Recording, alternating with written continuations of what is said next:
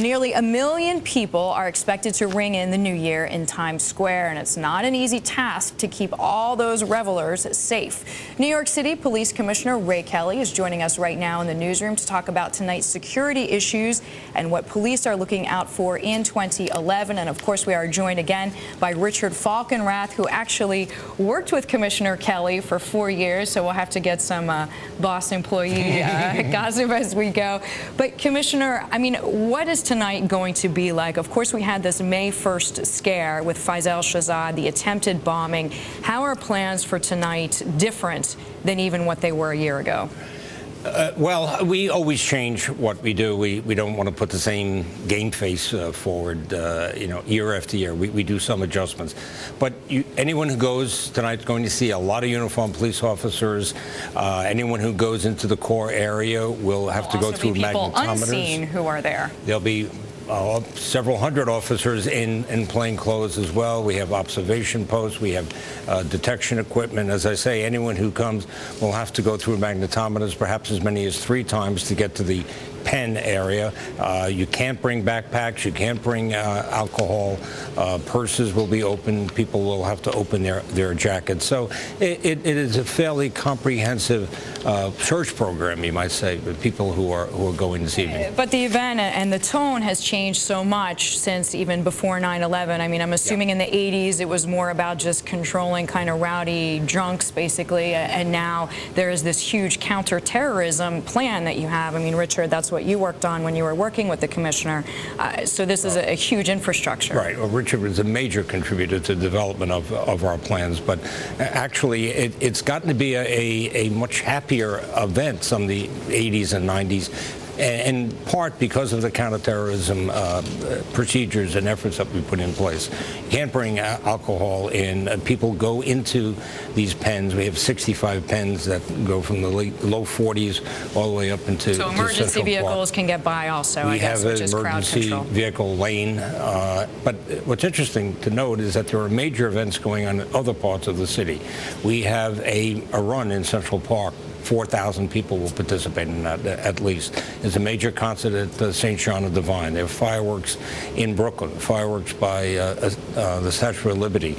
And so it is it's a big undertaking for us. All of these events have to be policed. But, we feel confident that it'll be a happy, peaceful event. Richard, we want to pick up with this after the break, so we have to just take a short break. But I'm just curious, as being a counterterrorism expert and working with the commissioner, how you were able to tell the threats that could be ignored and the ones that you had to follow through on. It's very difficult to do. You get hundreds of thousands of threats. People call in, and you just learn by doing it. You weed out the ones that are not credible, that are clearly specious, and you pursue all the serious ones. I mean, how much time does it take, though, honestly, to develop that kind of judgment? Years. And the police department's been doing it for years. You can't learn it overnight. When you come new to these jobs, and we see this when administrations change in Washington, every little threat that comes in seems very significant. When you've been watching them for years, you very quickly sort out which are specific enough and credible enough to take seriously. Commissioner, just how international is the NYPD?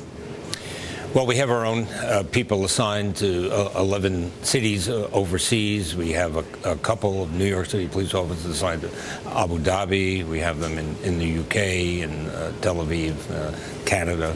So, it's important for us to watch what's going on in the rest of the world. Now, we've become much more diversified ourselves as an organization. We just graduated a class of police recruits this past Monday, almost 1,200 recruits. They were born in 53 countries, and they speak 48 languages. And obviously, this is a tremendous asset for us, a tremendous resource for the department. Now, Richard, I know when you worked with the commissioner during the 4-year time, I mean, you were basically in charge of counterterrorism.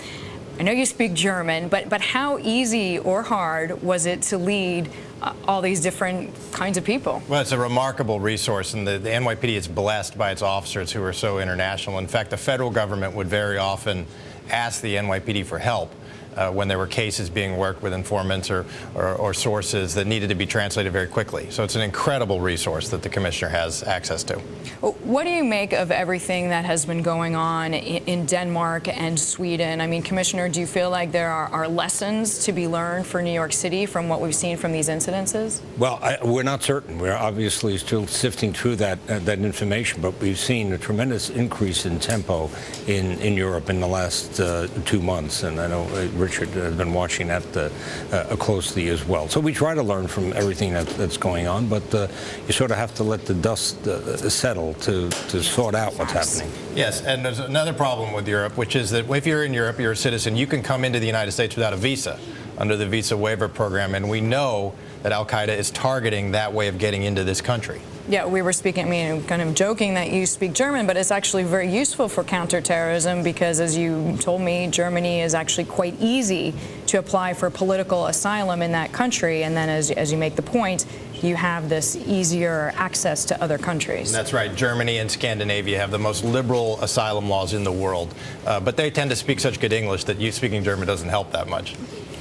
What about the economic success? And maybe, Richard, you have some insight into this. I mean, this is really a big part of the New York economy. If people feel safe here, then they come here. They buy real estate here. They invest in businesses here.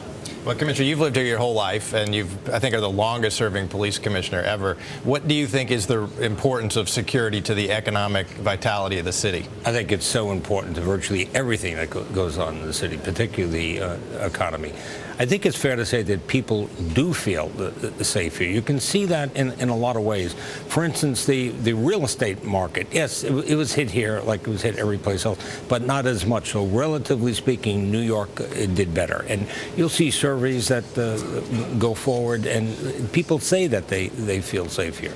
Last spring, we had a survey that said 74% of the citizens in New York City think the police department is doing a good job. And we're very proud of that. But there's no question about it that safety has a major impact on the economy, and I think New York is a living example of that. So I probably shouldn't ask you how many hours, though, you've slept in the past 25 years on average per night. Is it more than 3? Oh, sure. Okay. Yeah, right. You get used to this stuff, right, Richard? You do. Well, you work very hard. I mean, we started early every morning, started at 9 a.m. First meeting the commissioner had was with myself and the counterpart for intelligence. We had to get there about an hour and a half earlier to get ready to brief the commissioner that morning. But, we start early and work hard, and when something happens, you work until the job is done. Yeah. Well, he's a very hard worker, very talented young man. Well, we're glad to have both of you today. Thank you very much, Richard Falkenrath and also Commissioner Ray Kelly.